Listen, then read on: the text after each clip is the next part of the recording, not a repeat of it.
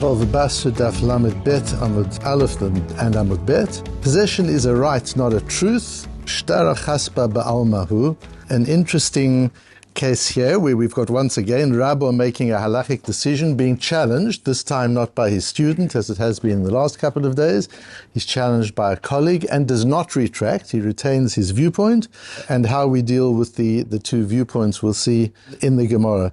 Just as an aside, I've been contacted by a number of people who've discovered the Matmonim by chance, and they're a little bit, I won't say upset, but they are a bit upset, and they asked me to appeal to people, particularly who are watching online, whether on the YouTube channel or on the podcast, to please be generous with sharing. Let people know about it. Don't keep it such a secret. Subscribe to the channel and share the matmon. If there's a particular matmon that you believe would be of interest to somebody that you know, forward it to them. If it's the channel in general, let them know about it so that more people have the opportunity, if they want to take part in the learning. So let's have a look at the sugya here. Another case study starts off with the same story. What are you doing in my property? He says, I bought it from you. And here's the shטרא, here's the document that signed with witnesses. It's quite clear that this belongs to me. So he says, the other person says, that's not true. This is a forged document. He now, the litigant, the baldin, leans over to the judge, to Rabbi, and whispers in Rabbi's ear. He's right. Shטרא zayfahu, this is a forged document. Miu shטרא ma'alya havali ve'irkis. I had a proper document, I had the genuine document, it got lost. And I know this person, he would never acknowledge the truth if he doesn't have to. He goes by the law. If it says, if you've got a document, yes, even though he knows that it belongs to me. So I know I've got to have a document, and I brought this forged document in the hope that he would see the document and acknowledge that, yes, this is in fact mine. Says Rabbi, I trust this man. Why would he say that to you? Why wouldn't he just leave it? You've got a document. The other person says it's fraudulent. The document is mekuyam, according to the Rambam at least. The document has been certified as genuine. You can't just claim it's false. So he could have gotten away. We're still dealing with this idea we've had over the last 2 days of a claim that you could have made, that you should have made. He could have just kept quiet and said, this is my document, and you have no right to question it. But he didn't. He leant over to me and he acknowledged the truth. So is this a case of wanting to be right or wanting to be true? Says Rabbi, this is a case of wanting to be true because he could have kept quiet. He could have insisted that this document is a valid one. But what are you actually going to use in your halachic decision, in your decision in court? What are you using? At the end of the day, you're using this document. You're validating this document with shטרא חספא בעלמא. This document is like a piece of clay. The words on it are unimportant, they're irrelevant, they're invalid. This is a blank document, there's nothing written on it. Because what is written on it has been declared by the very owner of the document as being fraudulent. So there's no way that you can use that. So that's the case. We're not told what happened. There was another case where a man said, Havli mea zuzi de maskina bach shטרא. You owe me 100 zuz and here is the document. It's exactly the same story. Shטרא zayfahu, he says it's a forged document. He leans over to Rabbi. I wonder if it's the same person who's getting into this style of litigation. We don't know. And he says to Rabbi, yes, shטרא zayfa, forged document, miu shטרא ma'alya havali ve'irkis. I had a good one, I got lost. I thought I'd at least come to court with some document to intimidate him into conceding. Once again, Rabbi says, I trust this man.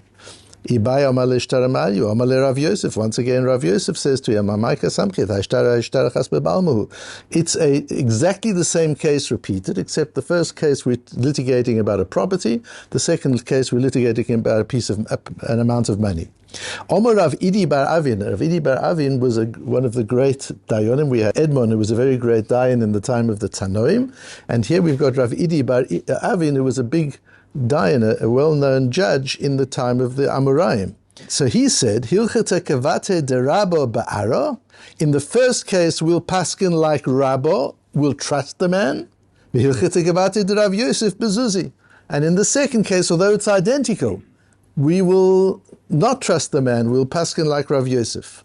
Why? Hilchata karabba ba'ara tehechata kaima ara tekum. You might think this is very strange. Why am I paskin in one way in the one case and another way in another case? No, explains the Gemara. Rav Idi bar Avin is paskin the same way in both cases. In both cases, he's leaving the contested object where it is. The property is being left in the hands of the muhzak, in the person who has possession of the property, who is claiming it's his with this forged document. And Hilchata kavate de Rav Yosef bezuzi. And in the other case, the money stays with the borrower, although the lender has the document which he admits is fraudulent. Look me, wherever it is, it stays. What we look at is just the nature of this decision of Rav Idi bar Avin. Is he saying, I don't know who the halacha is like, I'm not sure what the din is, so leave the status quo as it is? Or is he actually telling us that this is the halacha? On that we have a machlokes Rashbam and Tosfos. The Rashbam explains the different views of Rabbah and Rav Yosef, and then he says, Hilchata kavate de Rava ba'ara, ba'oto din rishon delel. We paskin like Rabbo in the first case. Mesapke leile Rav Idi bar Avin, tam shalmi mishneim nirei yoter. Rav Idi bar Avin looks at the two logics. The logic of Rabbo saying, I trust this man because he could have just kept quiet.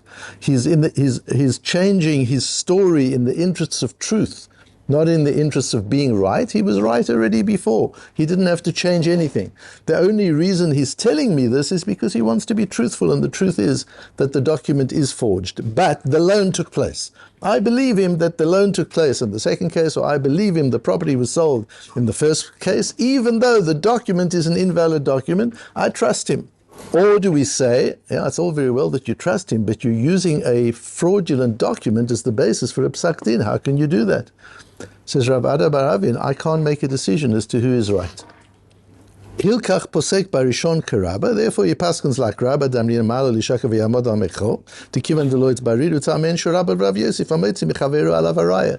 So he leaves it with the foundational principle of these laws of monetary matters, of when something's in doubt, the onus of proof is on the claimant. And since the claimant has not been able to satisfy him because there are these two views, it stays where it is. Begabi Zuzi, and the same thing. Tosfos learns differently and says, Hilchata mashma, the fact that the Gemara says Hilchata, Rav Idi bar Avin actually uses the word Hilchata. That seems to, the halacha is, that seems to imply mashma to legamri posek karaba v'lo misofi. This is not a matter of doubt. I don't know if the din is like Rabbo or the din is like Rav Yosef, so leave the status quo where it is. No, he paskins like Rabbo in the first case and like Rav Yosef in the second case. And he does so, explains Tosfos further on, because he joins the migu with this shtar that used to exist. In other words, what he's saying is, the shtar that is being presented in court, that we set aside. But I can use the migu to believe there was an original document. So the migu brings that lost document back to life. And what I'm deciding in is on the basis of the lost document. I'm not deciding on the basis of the fraudulent document. So Tosfos learns that it's an actual decision. It's not a case of doubt. The Rosh says in Sanhedrin, he references this Gemara. It's a long Rosh that goes into the issue, and he says, Ve'im lav bar hachi, who is talking about how one decides in halacha, how one makes halachic decisions. And if a person, a dayan or a posek, is not competent enough to make a decision as to which view is right, there are two valid views that are given, and it's very, very difficult, because when you're learning and you're trying to come to a decision, you learn the one way and it seems very powerful. You learn the other way, it seems equally powerful. But they can't both be right, so how do you paskin? So there are different ways of going about it. There's sometimes certain rules in psak as to who is the more senior, which is the more dominant opinion. Sometimes you learn the sugya through, you learn the whole Gemara through as thoroughly as you can, and you just see where you're veering more. Do you resonate more with the one way than the other way? But you can have a posek, a dayan, who just says, I'm not in a position to say this one is right or that one is right.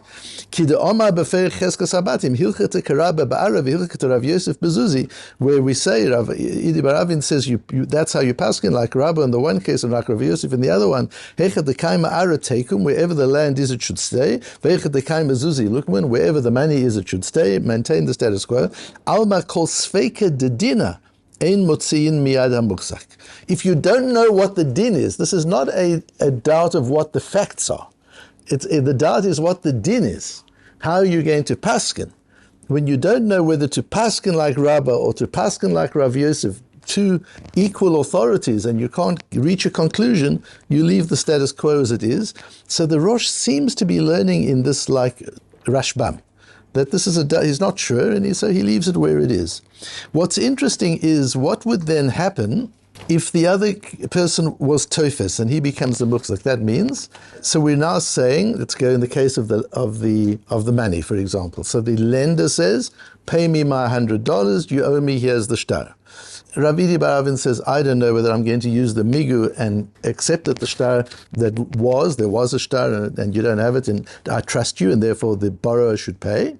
Or am I going to say you don't have a valid document and the money should stay where it is with the borrower because we don't have clarity? What happens if the lender grabs the money out of the hand of the borrower and he says, okay, come, now I'm the muhzak, you bring a proof. Now you're going to need documentation. So he becomes the muhzak. That's called tofes. He forcibly grabs the object and becomes the possessor, making the other one the claimant. You want to claim from me, now you bring proof. What would be then? So if we say that this law was paskined as true, in other words, we paskin like Rabbo in the first case and like Rav Yosef in the second case, then we would take the money back from him. That would be theft. But if we say, look, we don't know whose money it is. The fact is we don't know whose money it is. If we paskin like Rabbo, it's one person's money. If we paskin like Rav Yosef, it's another person's money. So leave the money where it is. Now you, the muhzak, you shouldn't have grabbed it, but now that you've grabbed it, the borrower is going to have to bring the proof. What are we going to say in the case of tfiso? Now we have the famous case of tfisa is back in Bava Metzia and Daf Vav, the whole case of Takfu Kohen, which is one of the most complex pieces of Gemara in the whole of Shas. And on that we have a piece of two where he brings two views. We're talking there about a safek bechor. We don't know if an animal is a firstborn or it isn't. We're not sure of the facts in this case.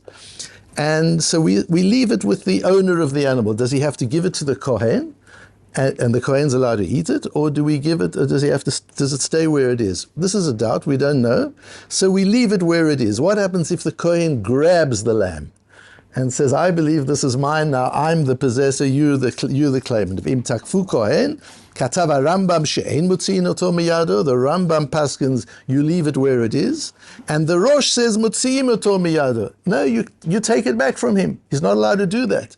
Now, the way we've understood the Rosh more like the Rashbam here, that this is all a matter of doubt. If it's a matter of doubt, now it's in the hands of the person who grabbed it. He's the possessor. The other person's the claimant. Why, in the case of the Bechor, does the Rosh say, no, we take it back from him, even though he now possesses it, it goes back to the owner? What would be the reason for that? And there are more paskins that l'halacha. And for that we need to understand an incredible concept of Reb Shimon Shkop in the Sha'arei Yosher, where he establishes that this principle of hamotzi michaveiro alav haraya, that where you have possession and somebody else is claiming rights, claiming ownership, and we say that the claimant has to bring the proof, the onus of proof is on the claimant, that does not mean it's only po'el rak lechol hanogea le'inyan shlita v'hishtamshut. That does not settle the matter. It doesn't tell us for truth that this belongs to the possessor, that person who possesses. It's just the person who's possessing it is entitled to the rights of usage. But who it belongs to, we still don't know. That's the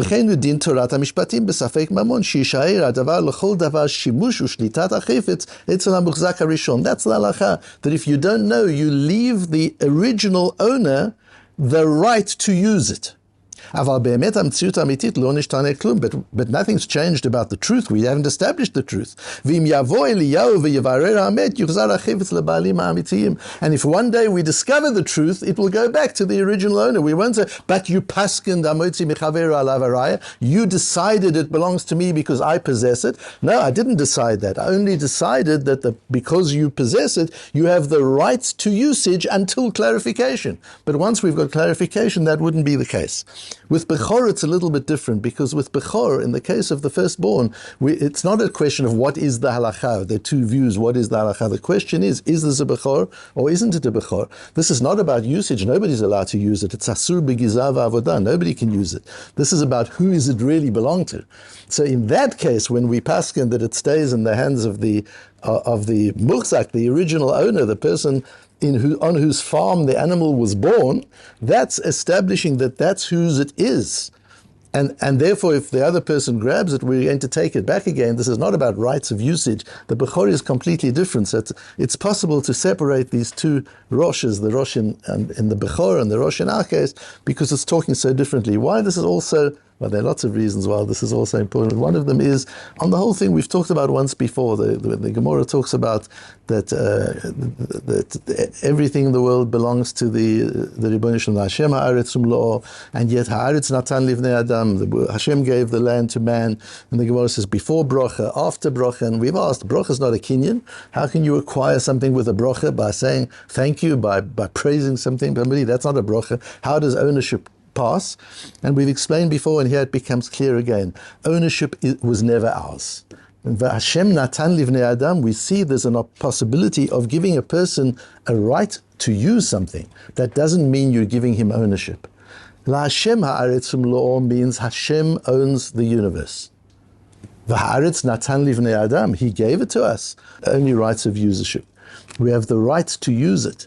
And we have the right to use it within the parameters that Hashem has given us in the Torah. It's not a blanket right to do whatever we want with it and to be destructive with it. We have to use our resources according to halakha, because they don't belong to us. We merely have the rights of usage. Just as in the case of hamotzi mechaveru alav haraya, a Beis Din might decide, I'm not sure who the halakha is, so until it's proven different, you have the rights of usage, the chazakah, that possession. We're here on this earth. We are muhzak. We have rights of possession of the earth. But rights of the possession of the earth don't mean we own it. Rights of possession of the earth simply means where we have the rights to use the world, we have the rights to use the resource of the planet according to the halachot and the guidelines laid down by Hashem in our Torah.